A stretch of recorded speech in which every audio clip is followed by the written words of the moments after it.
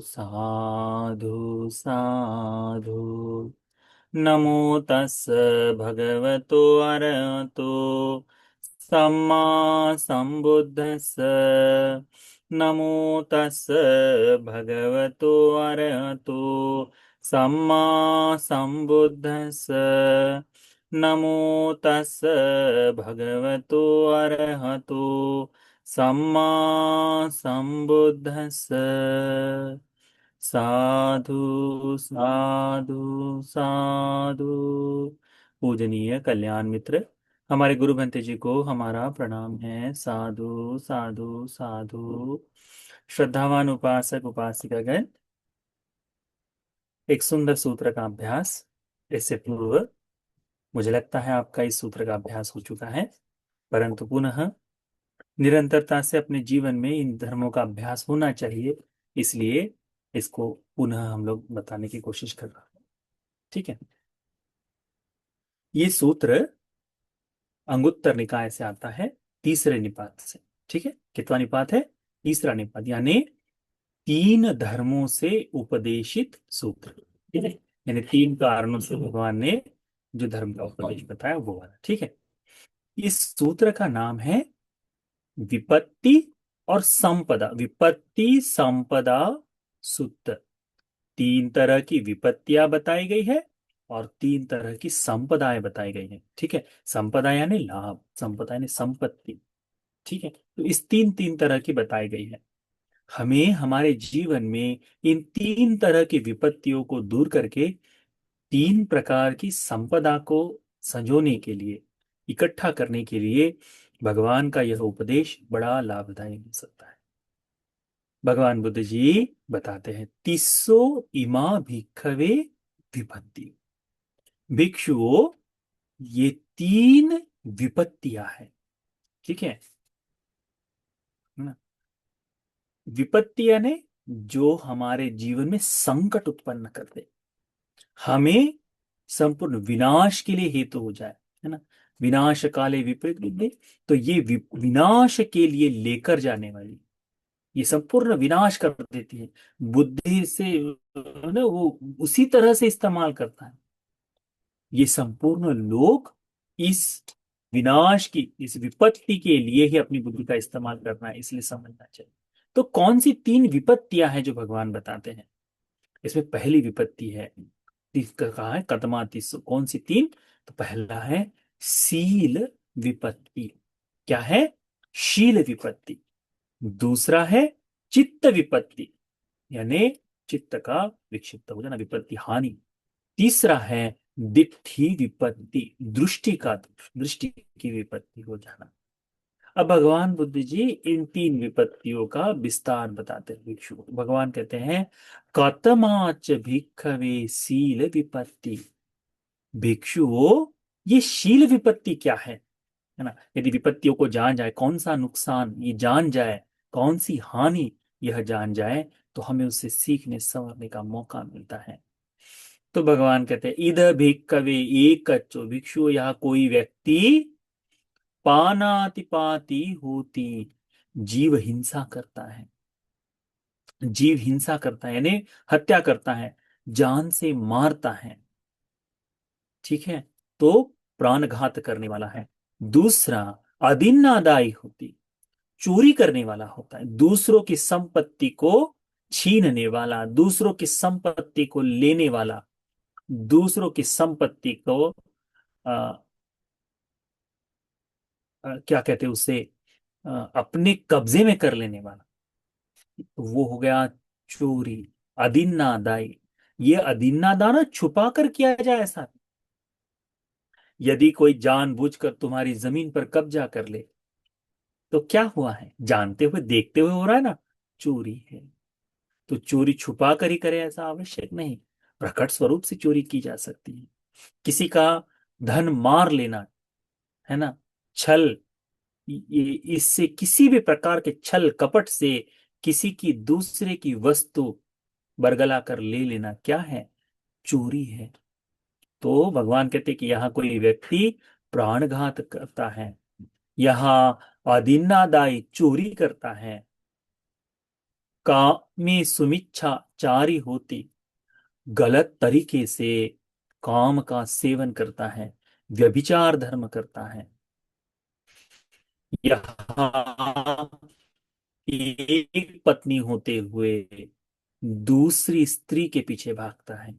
पति होते हुए दूसरे स्त्री के पीछे, पुरुष के पीछे भागना, ये व्यभिचार का कारण है यहाँ। और अनेकों लोग इसमें फंसे हुए हैं, छुपा कर हो, प्रकट स्वरूप से हो, भिन्न भिन्न आकार से हो। अभी तो ये विश्व ही इसलिए चाहता है कि ये जो विश्वास है स्त्री पुरुष का, ये विश्वास छिन्न भिन्न हो जाए। अलग अलग तरीके से ये घात करने के पीछे लगे हुए हैं।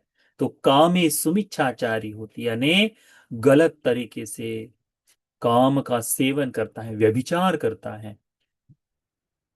व्यभिचारी के दोष बताएंगे, व्यभिचारी के कर्म का विपाक बताएंगे ना उपासक उपासिकागण, तो आप लोग कंपित हो जाएंगे। एक व्यभिचारी व्यभिचार के कारण कितना कष्ट भोगता है, कितना दुख भोगता है करके पता नहीं।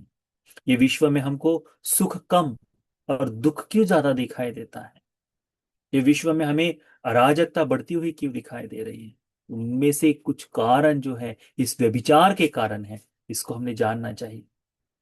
कभी समय मिला तो केवल और केवल व्यभिचार के होने वाली हानि, व्यभिचार से होने वाली हानि क्या है करके हम बताएंगे, उसके कर्म का विपाक कैसे है करके हम देखेंगे। मुझे लगता है यशवंती जी ने इसके ऊपर देशना दी है, परंतु हम भी एक बार चर्चा करेंगे इसके ऊपर। तो व्यभिचार करता है, मुसावादी होती, झूठ बोलता है, झूठ बोलता है, गलत साक्ष्य देता है ना, जानते हुए देखते हुए सबकी, अपने परिवार के ज्ञातियों की कसम कसम से कि मैंने ये नहीं किया, कसम खाकर कहता हूं कि मैंने ये नहीं किया करके, इस तरह से कहते कहते वो झूठ बोलता है।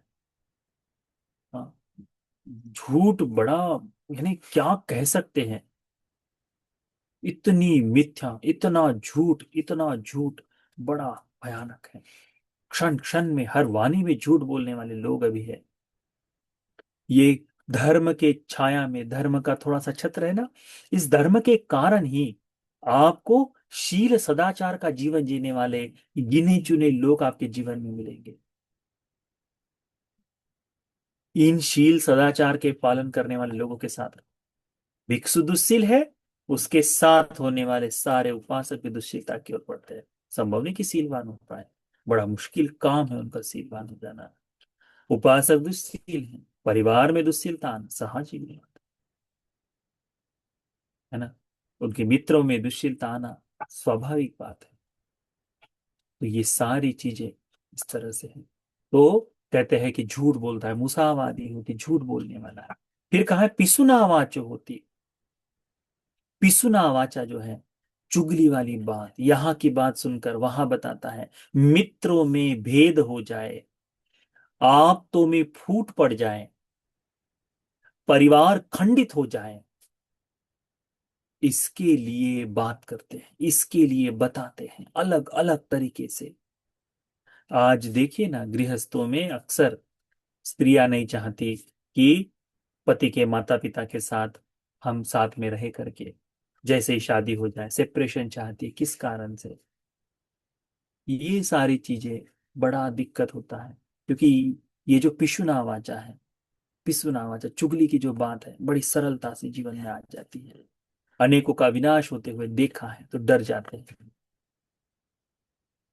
वो एक है आलस्य, फिर स्त्री का आलस्य है, स्त्री का अहंकार जो है वो अलग बात है, उसका भी दोष है कि लोग घर के बाहर रहना चाहते हैं। परंतु पिसुना वाचा ये है। फिर है फरुसा वाचा। फरुसा वाचा, शब्द शब्द में गंदी बात, शब्द शब्द में माँ के बारे में, बहन के बारे में अभद्रता से व्यवहार, अभद्रता से बात करना, गाली गलौज।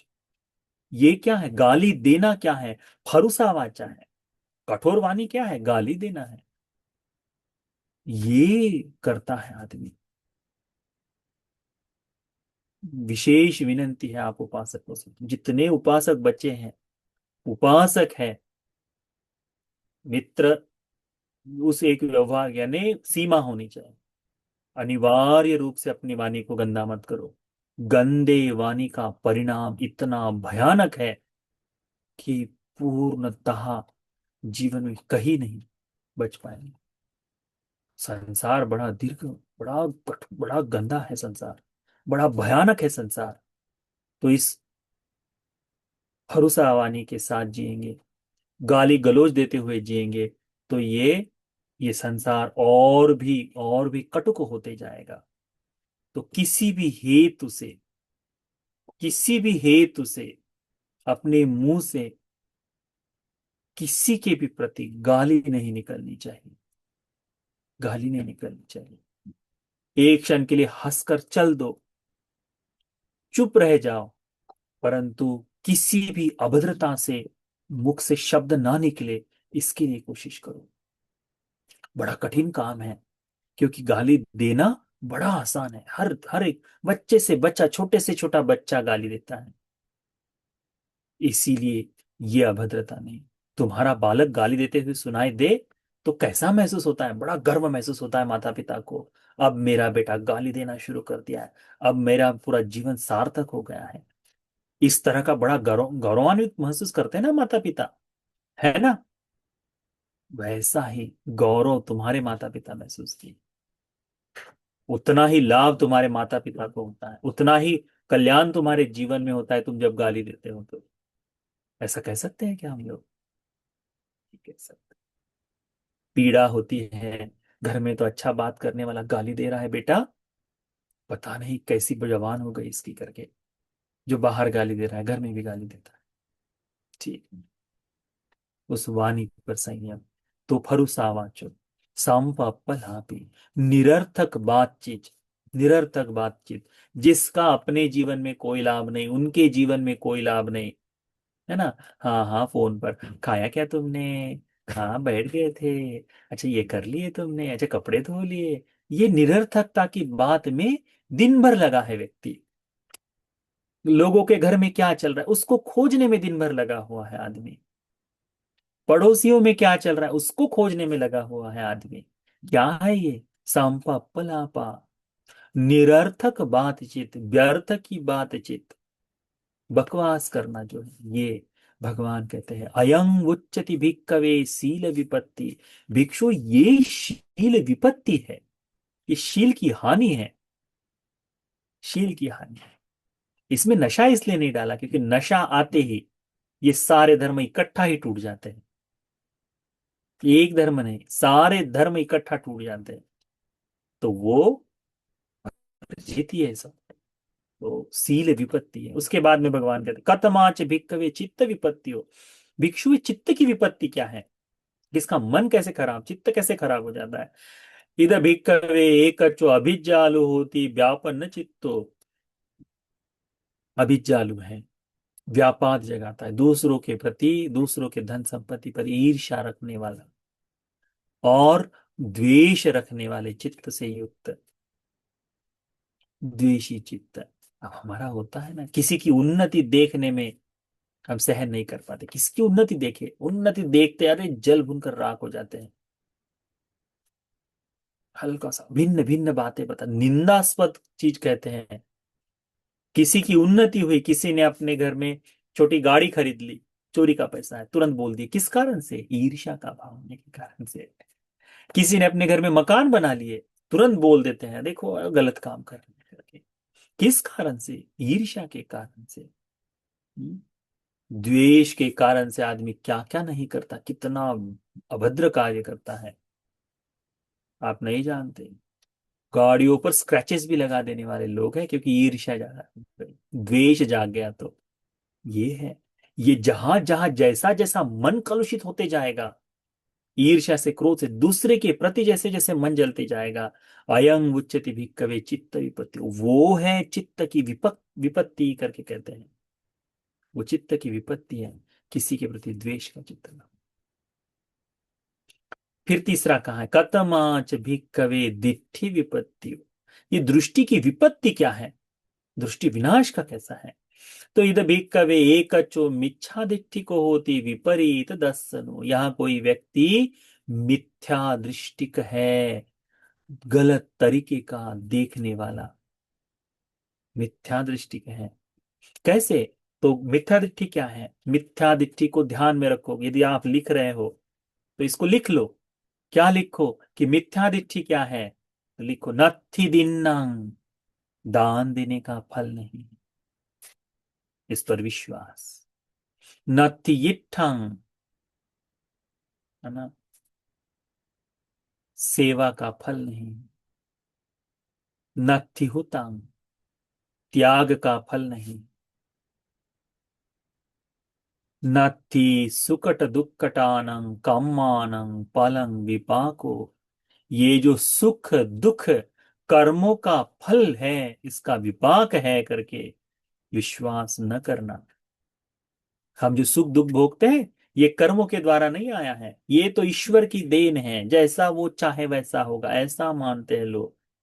अरे कर्म का क्या है, इसे भूल जाओ, ऐसा कहने वाले लोग, है ना, बड़ा तर्क देते हैं, बहुत बहुत तर्क देते हैं। अच्छा तो उसने किया, उसकी क्या गलती, तो तुमको कैसे पता कि उसका पुराना पाप कर्म है? अनेकों बात बताते हैं। वही है, नत्थि सुकट दुक्कटानं कामानं फलं विपाक। हम अपने कर्मों का सुख दुख रूप में विपाक भोगते हैं, इस बात पर विश्वास नहीं होना। नत्थि अयं लोको, ये लोक नहीं है। नत्थि परलोको, परलोक नहीं है। नत्थि माता, माता विशेष नहीं होती। नत्थि पिता, पिता विशेष नहीं होते। नत्थि सत्ता ओपपातिका, इस लोक में ओपपातिक सत्व नहीं होते। ओपपातिक का मतलब बगैर माता पिता के कर्म के आधार पर प्रकट हो जाना, जो है ना, उन्हें कहते हैं ओपपातिक सत्व। प्रकट हो जाना, जैसे निरय में प्रेत, निरय के सत्व है, प्रेत लोक में प्रेत है, अमनुष्य लोक में अमनुष्य है ना, देवलोक में देवता, ब्रह्मलोक में ब्रह्मा। माता पिता के कोख के बगैर कर्म के आधार पर उत्पन्न हो गए, कर्म से जन्म ले लिए, उस कारण वो औपपातिक है। फिर क्या है? फिर है कि कई कई बार मनुष्य भी, व्यक्ति भी औपपातिक जन्म लेता है, वो भी समझना चाहिए। अंतिम है, नत्थि लोके समन ब्राह्मणा, ये इमं च लोकं परं च लोकं स्वयं अभिज्ञा सच्चिकत्वा पवेदेन्तेति।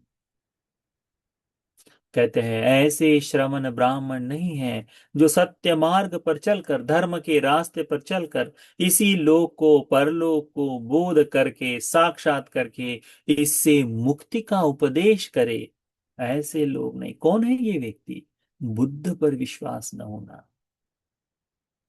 ये इसे कहते हैं मिथ्या दिट्ठी। इसे कहते हैं दिट्ठी विपत्ति। क्योंकि इस मिथ्या दृष्टि के कारण, विपरीत दर्शन के कारण, उसका मन जो है, उसकी दृष्टि जो है, कलुषित हो जाती है, खराब हो जाती है। भगवान कहते हैं सील विपत्ति हेतुआ भिक्कवे सत्ता कायस भेदा परं मरणा पायं दुग्गतिं विनिपातं निरयं उपपज्जन्ति। भगवान कहते हैं सील विपत्ति के कारण, इस शील विपत्ति के कारण व्यक्ति, ये जो है काया त्याग कर मरने के पश्चात विनिपात नामक दुर्गति में, निरय में उत्पन्न होते हैं करके। इसी प्रकार से चित्त विपत्ति हेतुआ भिक्खवे, दिट्ठि विपत्ति हेतुआ भिक्खवे सत्ता कायस भेदा परं मरणापायं दुर्गतिं विनिपातं निरयं उपपज्जन्ति। भगवान कहते हैं चित्त विपत्ति के कारण, दिट्ठि विपत्ति, मिथ्या दृष्टि होने के कारण भी व्यक्ति निरय में जन्म लेता है। तो भगवान कहते हैं इमा को भिक्खवे तिस्सो विपत्ति, ये तीन प्रकार की विपत्तियां हैं करके भगवान ने बताया। अब भगवान बुद्ध जी इसके विपरीत बताते हैं, तीसो इमा भिक्खवे संपदा। भिक्षु तीन प्रकार की संपदाएं हैं। संपदा यानी संपत्ति, हमारे जीवन में हुआ हुआ लाभ, प्राप्त लाभ है, ये संपदा। कथमाति सो, कौन सी तीन? पुनः उस प्रकार से सील संपदा, चित्त संपदा, दिट्ठि संपदा। किन कौन कौन सी संपदाएं हैं? शील की संपदा है ना, चित्त की संपदा है, दिट्ठि की संपदा है। एक तरह से आभूषण ही है, एक तरह से अपने जीवन का सार ही है, जीवन की संपत्ति है। ये तीन प्रकार की संपदा है। भगवान उसका विस्तार करते हैं। भगवान कहते हैं कतमंच भिक्खवे, कतमंच भिक्खवे शील संपदा। भिक्षुओं, ये शील संपदा क्या है? इद भिक्खवे एकच्चो पानाति पाता पटिविरतो होती। ये शील संपदा क्या है? कि यहां कोई प्राण घात को छोड़ देता है, जीव हिंसा से परे हो जाता है, हत्या नहीं करता, हत्या नहीं करता। अदिन्ना दाना पटिविरतो होती। ये जो चोरी करने वाला काम है, इसे पूर्णतः त्याग देता है, छोड़ देता है, चोरी नहीं करता। किसी का धन छल से, कपट से अपना हो जाए, ऐसा कोई कार्य नहीं करता,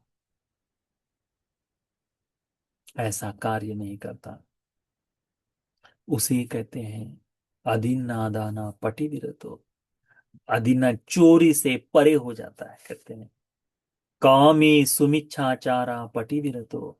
व्यभिचार करने से पूर्णतः विरत हो जाता है, विरत हो जाता है। जिस क्षण तुमने वादा कर दिए कि इस पत्नी के साथ मैं जीवन बिताऊंगा, ये जिस क्षण तुमने वादा कर लिए कि मैं इस पत्नी के साथ जीवन बिताऊंगा, पति के साथ जीवन बिताऊंगा, तो फिर उससे आगे अपने केवल कायिक सुख के लिए सारी रीतियों को, सारे सम्मान को त्याग कर, लज्जा आए ऐसा कर्म करने का क्या औचित्य? कितनी हानि, कितनी हानि है, कितनी हानि। ये व्यभिचार, एक जन्म में एक बार किया हुआ व्यभिचार जन्मों जन्मों तक पीछे आता है। बताएंगे, बड़ा सुंदर है, बहुत सुंदर विस्तार है उसका, कभी चर्चा करेंगे। इसीलिए भूल से भी हमको उपासिकाओं को, उपासकों को नंद माता की तरह बनने के लिए क्यों कहा है? चित्त गहपति की तरह बनने के लिए क्यों कहा है? हम्म हत्थ का आलू की तरह बनने के लिए क्यों कहा है?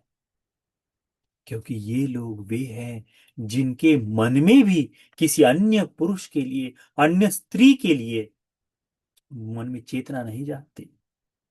नंद माता का सूत्र हमने अभ्यास में लाया, क्या कहती है कि जिस क्षण पति से मेरा विवाह हुआ, उस क्षण के बाद किसी अन्य पुरुष के बारे में चित्त में भी ऐसा चेतना नहीं जागी है, क्रिया से कहना ही क्या।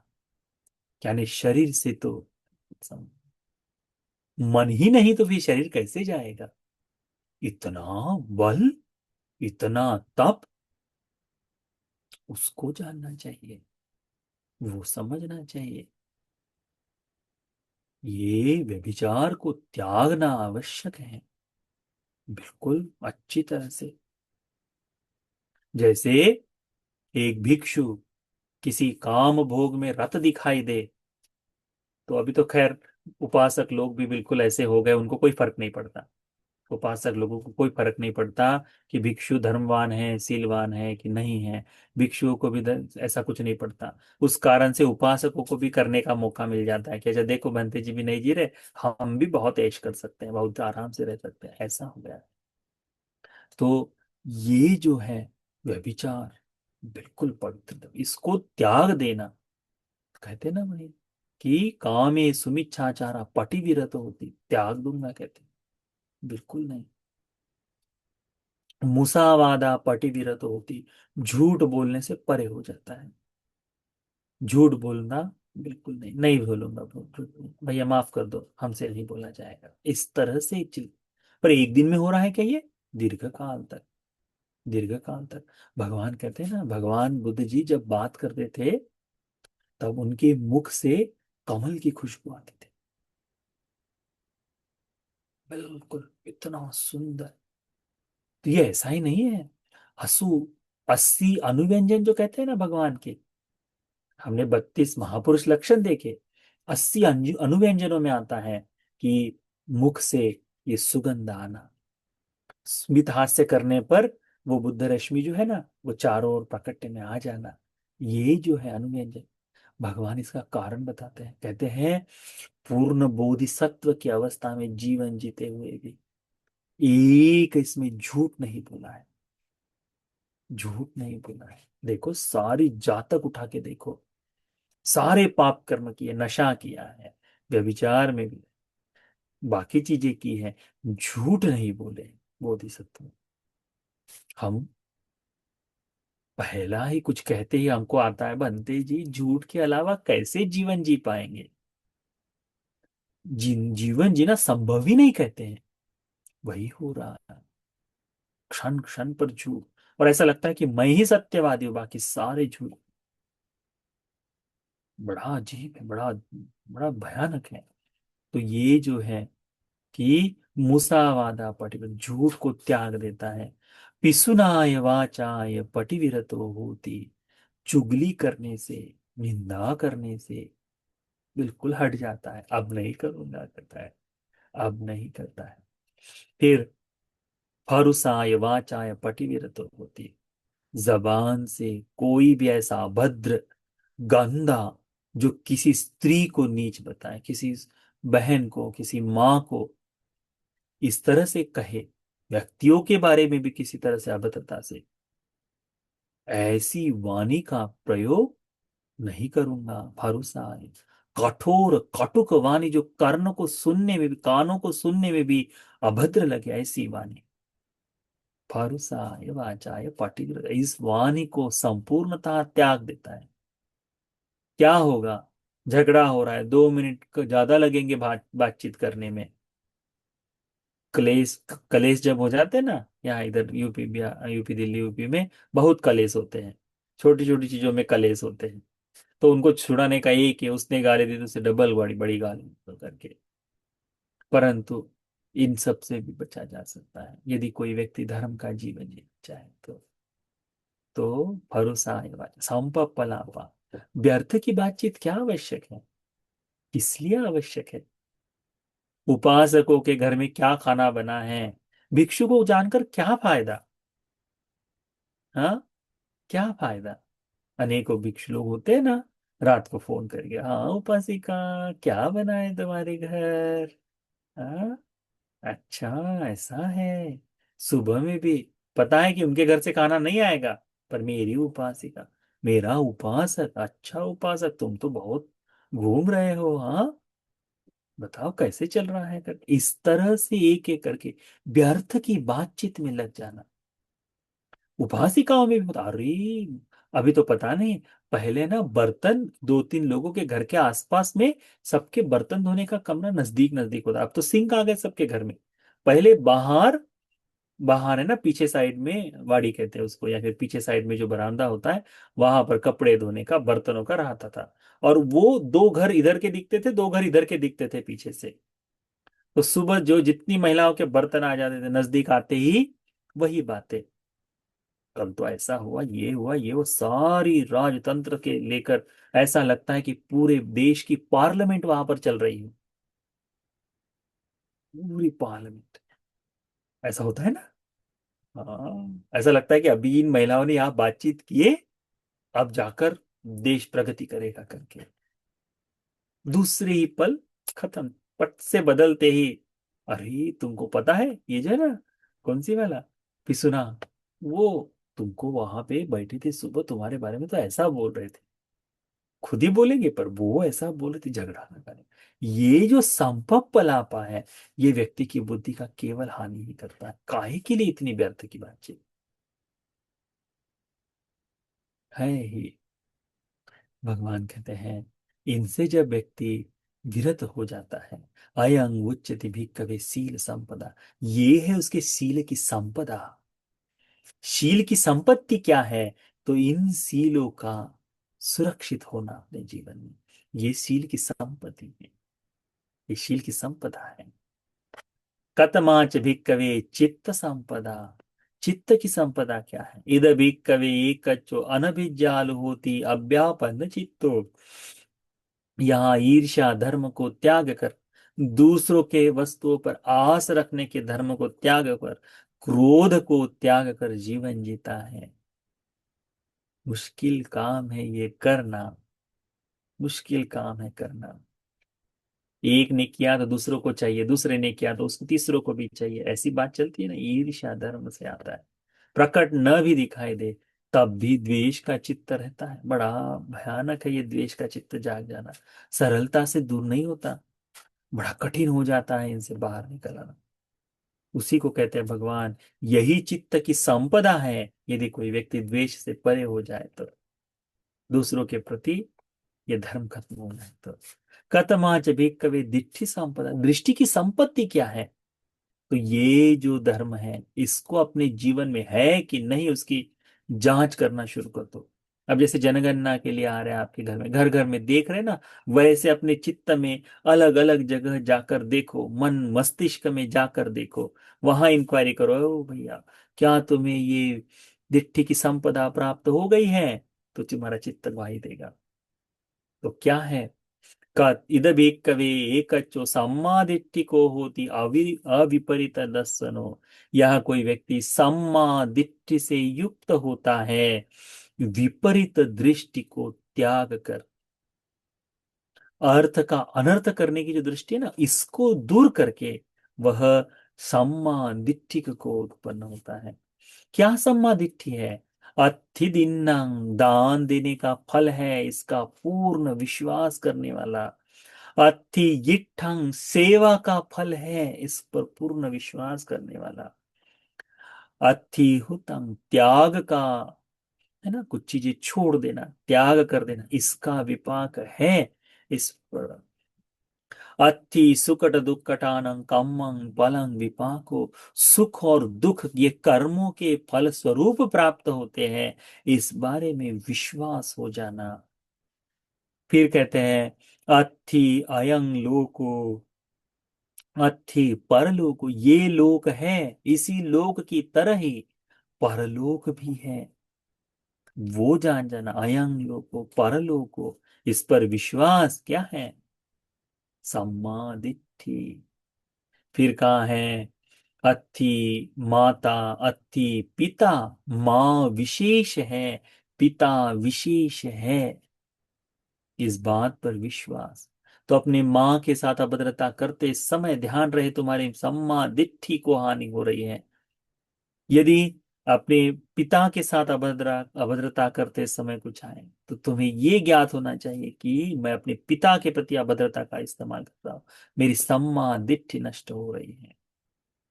इस तरह से फिर अत्थि अत्थि सत्ता उपपातिका, सत्व ऐसे है जो सुगति में, दिव्य लोक में स्पॉन्टेनियसली जन्म लेते हैं वह। फिर है कि अत्थि लोके समना, समन ब्राह्मणा समगता सम्मा पटिपन्ना ये इमं च लोकं च परं च लोकं स्वयं अभिज्ञा सच्चिकत्वा पवेदेन्ति की। ऐसे श्रमण ब्राह्मण इस लोक में हैं, ऐसे धर्मवान लोक हैं जो इस लोक को, परलोक को बोध करके उससे मुक्ति के लिए उपदेश करते हैं करके। भगवान कहते हैं अयं उच्यते भिक्खवे दिट्ठि संपदा, भिक्षु ये दिट्ठि की संपदा है। तो लौकिक सम्मा दिट्ठि होना ये दिट्ठि संपत्ति है, दिट्ठि की संपदा है। जिसको लौकिक सम्मा दिट्ठि पर पूर्ण विश्वास है, वही आदमी निर्वाण को, ये निर्वाण का जो मार्ग है ना, उसके अनुसार चल सकता है। इसीलिए फिर भगवान कहते हैं सील संपदा हेतु भिक्खवे सत्ता काय सभेदा। शील संपत्ति के कारण भिक्षुओं, कोई व्यक्ति काया को छोड़कर मृत्युपरांत सुगतिमय लोक में जन्म लेता है। चित्त संपदा हेतु भिक्वा भिक्कवे दिट्ठि संपदा हेतु भिक्कवे सत्ता। भगवान कहते हैं, चित्त की संपदा के कारण, काय संपदा के कारण, चित्त संपदा के कारण और यह जो है दिट्ठी संपदा के कारण, इन तीन संपदाओं के कारण कोई व्यक्ति मृत्युपरांत सुगतिमय लोक में जन्म लेता है, करके भगवान कहते हैं। इमा को भिक्खवे तिस्सो संपदा, भिक्षुओं ये 30 संपदाएं हैं, करके भगवान बुद्ध जी उपदेश करते हैं। तो इन तीनों संपदाओं को, तीन विपत्तियों को और तीन संपदा को अच्छे से याद रखो। ये धर्म का उपदेश आपको तीन विपत्तियों को दूर कर, तीन प्रकार की संपदा को अपने जीवन में उतार कर निर्वाण सुख को पाने के लिए ये धर्म का उपदेश उपकारी हो जाए, करके अनुमति।